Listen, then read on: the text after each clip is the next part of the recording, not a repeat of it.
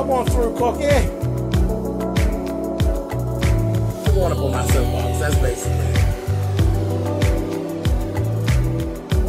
Let's talk about drag and all its forms.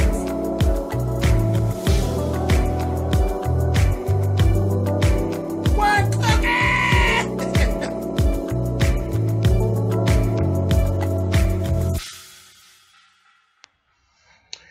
Let's talk If Loving You Is Wrong, Season 3, Episode 20. Okay, I'm getting really tired when it comes to Travis and Kelly. I'm telling you. And that's all that really went on in this episode. So this is going to be lickety-split really quick. Travis and the supervisor actually had, Officer Rick supervisor had a little run-in. And I kept looking, the supervisor, I was like, he's an asshole, is what I was saying in the last couple episodes. And I was looking at him, and then I looked at him. He's really looking at Travis. He wasn't buying Travis's churchy act. So that made me kind of like him. I said, oh, and then at a point, so don't judge me. Don't judge me. But at a point, he was being so mean to Travis that it was like real sexy to me. I was like, ooh. Well, okay. And he was like, you understand what I'm saying? I was like, yeah, did you get all that, Travis, you bastard? Yeah. Cute. He's a cute little chocolate drop, but he was getting on my nerves with Kelly, but she gets on my nerves. We like him, I think. Anyway, so he didn't really care for Travis too much. He told him, stay away from her. Don't fuck with her son. Take your motherfucking ass and go on somewhere. Do you understand? And Travis like, yeah. So Kelly ends up talking to Esperanza. She's basically kind of telling her a little bit of what's going on. And she actually has Justice, and she has Alex's kids. I said, Lord have mercy. Whatever. Bitch is never at work. Not ever. Okay? Joey ends up calling Natalie. Now, this was a very, very well acted scene. Natalie really has gotten some really good acting scenes in here. This season. But she talked to Joey on the phone, and they went back and forth, and you kind of see, we really got to see her character. The hardness of her, and then the layers breaking down as she's talking to Joey, and the mother showing up and not the hardcore ass goddamn warden. And then after she got off the phone with Joey, she only wants to say so much. She don't want Joey to notice any weakness in her because, it just ain't good. And you're seeing Joey breaking down, and you're seeing the little boy on the inside. Natalie then started talking to Lucian, and that's when it went all the way over, child. That's when they made me cry a little bit, honey. When Lucian told her, you gotta let that shit go. She's trying to cry stuff, and Lucian told her, go on and let your heart break. I said, oh shit, Lucian been watching goddamn Yama. And then she told her, if my heart breaks, are you going to help me if my heart breaks? And he told her, yeah, honey, and got to rubbing her back. I said, oh, child. Then I was giving old water head, honey.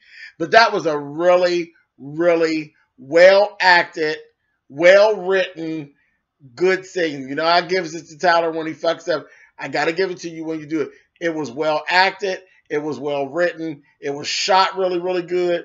It was excellent all the way through, from her talking to Joey all the way through her dealings with Lucian. That was really good.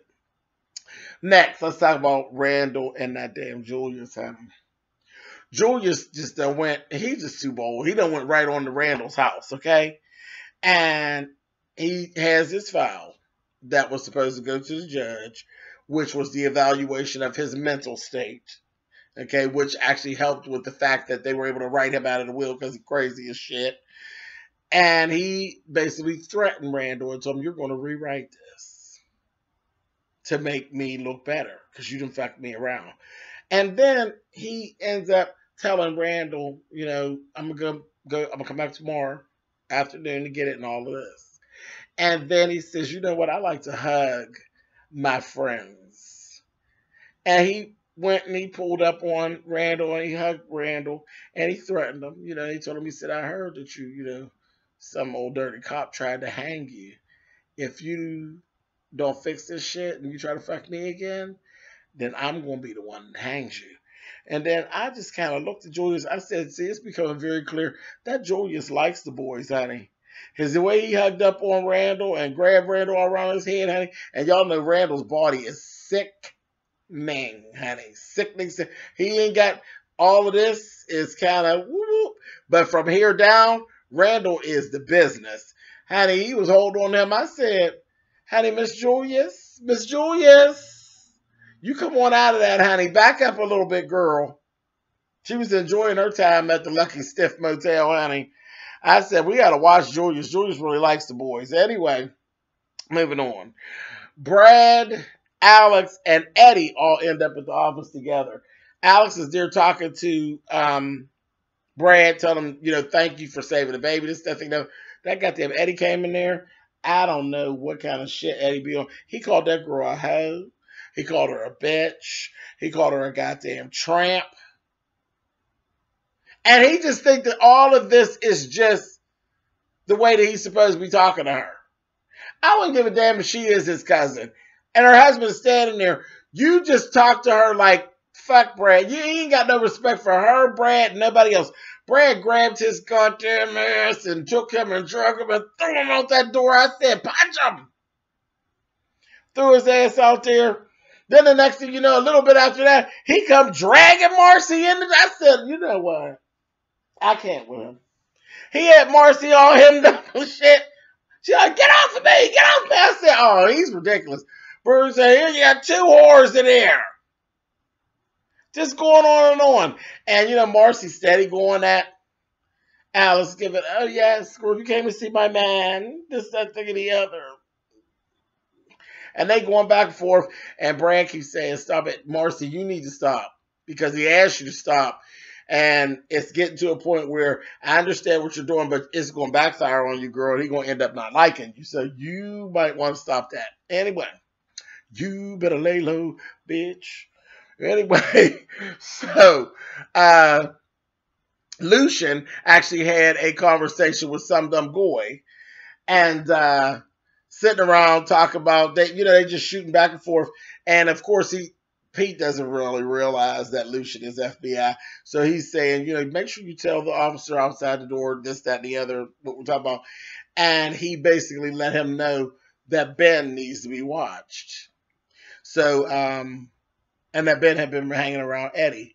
And Lucian's like, oh, okay, all right, no problem. Moving on. So then we got Marcy and Randall. They have a run-in. He done went over her house. Pushed his way all up in there. A mess. A mess. Come in there talking his shit. Gonna tell her he know how to reach deep in her coochie. I said, oh, you better quit. Then gonna insinuate that Brad is small. And it's the bad thing, but the thing is that he already knows because, remember, Alex told him that he's bigger than Brad and all of this and that he's better than Brad. He was really rude. But she told him, she said, he's like, you was moaning and calling my name and all that. And she gonna say, it's called acting, you idiot. And then she gonna do a little bit for him. I said, oh, she better quit it. Then he told her about Natalie. And she said, you're lying. You just try to get me to go call Natalie and start up some shit with Natalie and fuck up her relationship like you fucked up our relationship, and I'm not going to do it. So she didn't believe him. She said, your girlfriend is ghetto and she's dumb. I didn't think she was that ghetto and dumb. But yeah, Lucian done fucked Alex, and that Lucian is the baby's dad. This, that, and the other. She's like, get out. Get your ass out. He gonna say, well, I don't like your little apartment anyway. It smells like broke. I said, oh, he's so goddamn ignorant. Then gonna tell her, he gonna say, you missed all this, don't you? You want me to give you some of this right now? And she said, the funny part, I think Marcy kind of really, in a kind of weird way, really did want him to give her a little taste right quick. Marcy, sit your ass down here. Anyway, so they got the DNA off of Kelly. And this was, we can't get out of an episode without a little Tyler Perryism. They get her to do the DNA and all that. She goes to leave the police station. She gets a flat tire. So in her way, she's like, oh, she takes her heels off, gets her shoes out of the back seat. Who keeps their flats in the back seat? I always keep stuff in the trunk. I don't keep anything in the car that would make people look in my car to want to break my windows to get it out. Not shoes, not nothing. But she had them in the backseat. She put them on. She opens the trunk. That motherfucking Travis is in the trunk. He jumps out the trunk, tackles her to the ground, and he's choking her out. Tyler, broad motherfucking daylight. Broad daylight. Lily White neighborhood. Nice neighborhood. Tackled her to the ground. Ain't nobody came outside. Ain't nobody seen nothing. Child, you cannot help yourself. You just like to take us into Tyler Perry land. Chuck, quit your fucking playing, Tyler. Anyway, I'll see y'all next week. I can't wait to see what Random TV Reviews has to say about that little scene. Y'all, if y'all ain't signed up for them, go on over there and check out Random TV Reviews. That's my buddy. That's that damn Lynette and that Stanley. They always got some good shit to say over there. All right, I'll talk to you guys later. Bye.